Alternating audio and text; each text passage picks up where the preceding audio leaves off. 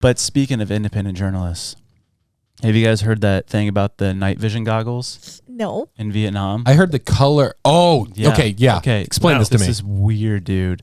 So, night vision now, it's green. Yep. Yay. But in the Vietnam War, the night vision goggles that they were issued were red light. Okay.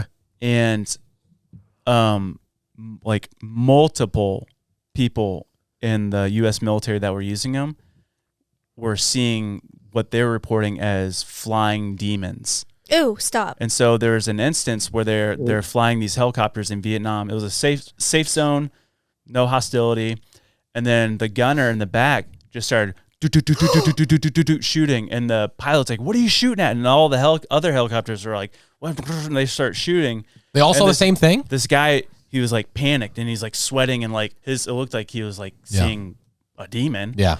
And like, "What are you shooting at?" And he's like, "The demons." And it's like this giant winged demon creature was like flying at him. And then people on the ground in the jungles that were using it, they were also seeing like these demonic looking, freaky looking creatures. And so the military banned those night vision goggles. What? And they replaced them with green light. And it's like, okay, if the military, and like apparently a lot of these dudes were, what do you call it? Discharged, but honorably. PTSD. Yeah. Honorable discharge for PTSD. Because they were shook to the core of everything that they saw with these goggles on. Shell shocked. Yeah. Yep. So now I have a question. Did the bullets work? That was my follow-up. It was just prayer. Yeah, I don't know. For my peace of mind. Well, I've looked into it a little bit because I heard the same thing. But what they argued against it is that they were putting stuff inside the chemicals in the goggles that were the chemical was literally leaking. And so they were literally tripping or having some type of it was a hallucinogenic drug. And that's what Jacob Ladders was all about. The movie is about there was literally Vietnam veterans being tested in wartime, unbeknownst to them. And so they would deal with all these things. They'd come home and they'd see things and they'd get paranoid and then they'd actually get confronted by the FBI. So it's like they are paranoid, but it's a wacky thing, man. Dude, our Vietnam veterans were done so dirty, man. What is the thing that someone said? This one guy, I saw him on TikTok. He was like struggling with something, and this guy came over and like helped him with it. And the guy's like, "Oh my gosh," he's like, "Can I repay you or whatever?"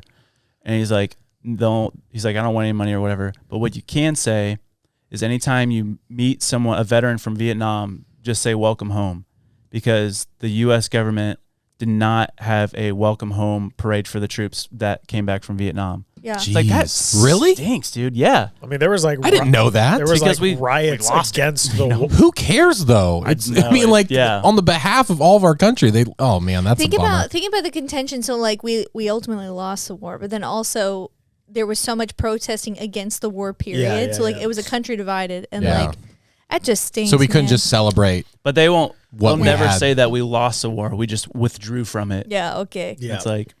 That's what the person says. It's like, I don't want to play anymore. I don't feel like it. It's like, then you lose. Well, you no, because I quit. That's a sore loser if I ever met one. I'm up by 10 points, bud. You can't just go home now. Yeah, so if you guys see a Vietnam veteran, Any say welcome home. Thank them for their service.